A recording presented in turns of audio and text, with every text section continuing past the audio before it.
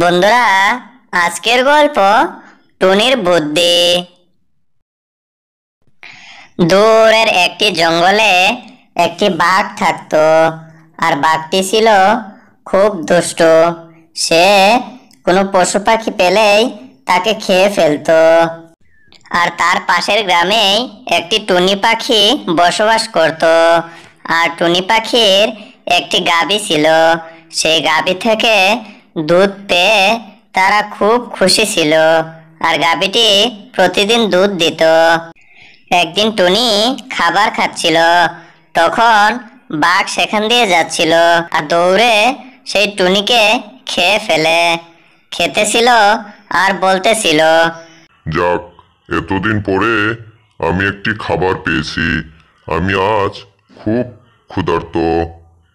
টুনিকে খেয়ে বাঘ সেখান থেকে দৌড়ে যেতে থাকে।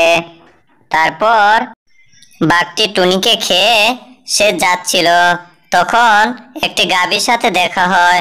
আর তখন বাঘ বলে, আমি তোকে খেয়ে ফেলবো।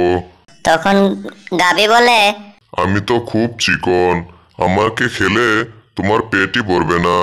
বরং তুমি আমাকে কিছু খাওয়াইয়ে তারপর মোটা তাজা করে তারপর খেও। তো তুমি এখন বাজার থেকে আমার জন্য খাবার নিয়ে এসো। একথা শুনে বাঘ বাজারে যায়। আর বাজারে গিয়ে সে গাভীর জন্য খাবার কিনে আর বলে, আমি গাভীকে মোটা বানিয়ে তারপর খুব মজা করে খাবো।